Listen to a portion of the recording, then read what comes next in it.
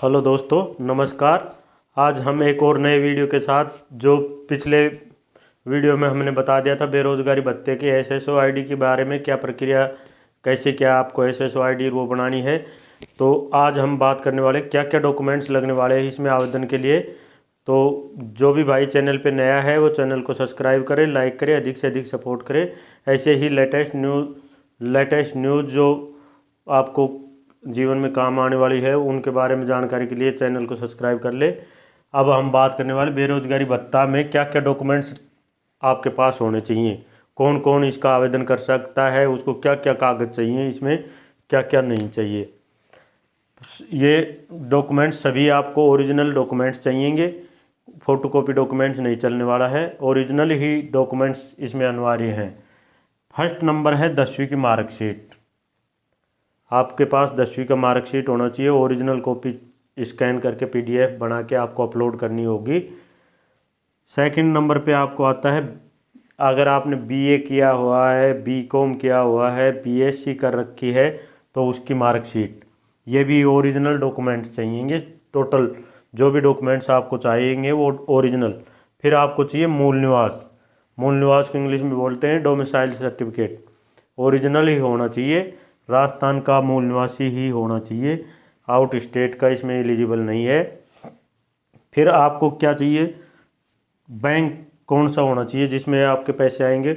SBI bank ही चलेगा और कोई सा अदरवाइज बैंक कोई सा भी नहीं चलेगा। ओनली फॉर एसबीआई बैंक में ही खाता होना चाहिए। उसकी पासबुक की कॉपी होनी चाहिए, उसको स्कैन करके अपलोड किया जाएगा वेबसाइट पर। आधार कार्ड, जो 10वीं की मार्कशीट में आपके नाम है वही नाम, date of birth, mobile number से लिंक होना चाहिए, तो ही आपका आवेदन होगा।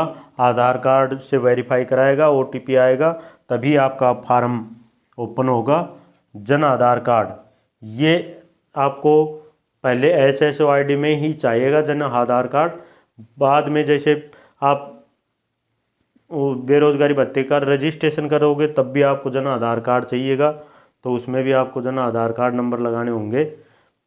ये तो हो गए। अब आयकर का फार्म, आयकर जो कैंडिडेट खुद आवेदन कर रहा है, जैसे मैं खुद आवेदन कर रहा हूँ तो मेरा ही आयकर लगेगा, ना कि मेरे पिता का आयकर लगेगा। आयकर कैंडिडेट का स्वयं का होना चाहिए और 2 लाख से कम आय होनी चाहिए। हो सके तो आप 1 लाख से कम आय दर्शा के ही आप आवेदन करें तो बेटर होगा। आयकर कैसे बनवाना है, इनकम आई और के 2 फॉर्मेट है। आई पे, इनकम आई पे लगेगा आपका फ़ोटो, और के पे 2 रजिस्टर्ड ऑफिसरों के साइन होंगे, उन पर उनके मोबाइल नंबर उन साइन के नीचे मेंशन करवाने हैं। और एक रजिस्टर्ड ऑफिसर का जो इनकम आई का फॉर्मेट है फ़ोटो के नीचे, उसको भी अटेस्टेड करवाना है और फिर आपको नोटेरी करवा के अपलोड करना है। जैसा कि आप देख पा रहे हैं, इनकम आई वाले में फ़ोटो लगेगी, फ़ोटो उसको जैसे आप के में 2 रजिस्टर्ड ऑफिसर साइन करवाते हो वैसे ही आई वाले में फ़ोटो लगी है, वहाँ पे भी आपको इसको अटेस्टेड करवाना होगा। ये हो गया आयकर का।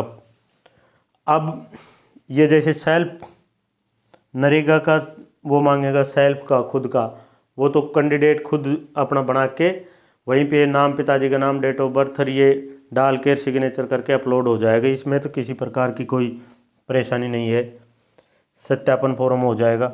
अनेक्चर 1, ये फॉर्म, इस पर एक फ़ोटो एक्स्ट्रा होनी चाहिए आपके पास, वो फ़ोटो चिपकानी होगी, उस पर खुद का सिग्नेचर होगा खाली, और उसमें नाम, पिताजी का नाम, डेट ऑफ बर्थ, एड्रेस, ये सभी मेंशन करने हैं अनेक्चर 1 वाले फॉर्म में।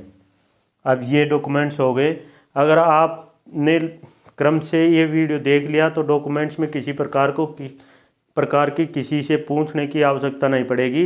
इसी में आपको पूरी डिटेल में बता दिया है। जो डॉक्यूमेंट्स हैं, प्रथम है, सबसे पहले जैसे आप ऑनलाइन करोगे तो मूल निवास मांगेगा, फिर 10वीं की मार्कशीट मांगेगा, फिर बीए बीकॉम की मार्कशीट लगेगी, फिर एसबीआई बैंक की पासबुक लगेगी, फिर आपको इनकम आई और के अपलोड करना होगा, फिर आपको अनेक्सर 1 अपलोड करना होगा, फिर नरेगा का करना होगा। अगर आप SC कैटेगरी से बिलोंग करते हो, SC ST से, तो अपना जाति प्रमाण पत्र भी लगने वाला है। जाति प्रमाण पत्र ये भी लगाना पड़ेगा। SC ओनली फॉर SC और ST कैंडिडेट के लिए जाति प्रमाण पत्र भी लगाना होगा। ये डॉक्यूमेंट्स आपको पूरे, अगर किसी प्रकार की आपको फिर भी समस्या आ रही हो तो कमेंट में डाल देना, जितनी हेल्प मेरे से होगी उतनी मैं हेल्प करूँगा। और भी आपको बता दूंगा डॉक्यूमेंट्स में किसी प्रकार की गड़बड़ नहीं रहेगी तो आपका फॉर्म फर्स्ट बार आप जैसे ऑनलाइन करोगे तभी आपका अप्रूव्ड वेरीफाई हो जाएगा। फिर अप्रूव्ड होने के पश्चात, जैसे ही आपका आवेदन अप्रूव्ड होगा उसके पश्चात आपको पेमेंट मिलने लग जाएगा। अब जैसे आप आवेदन ऑनलाइन करवाते हो, आप गलती कर देते हो, जैसे BA BCom और BSc, इसमें जो कोड आते हैं इसके, वो कोड आप मनमर्जी से लगवा देते हो, वो नहीं लगवाने हैं। जैसे BA का है 0013 ये BA का है, ऐसे ही BSc का है। अगर आपको किसी भी प्रकार की समस्या हो बेरोजगारी भत्ता आवेदन ऑनलाइन करने में, तो इसकी आप कमेंट में डाल देना, मैं आपको बता दूंगा। अगर किसी भाई ने ऑनलाइन आवेदन कर रखा है और फिर भी उसमें किसी प्रकार का आपका ऑब्जेक्शन आया हुआ है, उसको क्लियर नहीं करना आ रहा हो, वो भी मैं आपको कमेंट में बता दूंगा। और ऐसे इसी जैसे आपको किसी प्रकार की समस्या है, NCO कोड की बात कर रहा था ये मैं, BM BSc BCom में NCO कोड आप डालोगे, उसमें किसी प्रकार की गलती न कर देना। गलती कर दोगे तो आपका बेरोजगारी भत्ता पास नहीं होगा, आपको किसी प्रकार का बेरोजगारी भत्ता का लाभ नहीं मिलेगा। आपका फॉर्म रीसबमिट आ जाएगा, रीसबमिट आने का मतलब दोबारा से उसको भरना पड़ेगा, आपको उसको अपडेट करवाना पड़ेगा, लंबा प्रोसेस हो जाएगा। इसी के आधार पर आपको सही से फॉर्म लगाना है। और किसी भाई को नहीं समझ में आया हो कोई भी टॉपिक तो कमेंट में डाल देना, मैं आपको उसका जवाब दे दूंगा। आज की इस वीडियो में इतना ही। वीडियो अच्छा लगा हो तो सब्सक्राइब और लाइक करें, सपोर्ट करें। जय हिंद दोस्तों, नमस्कार।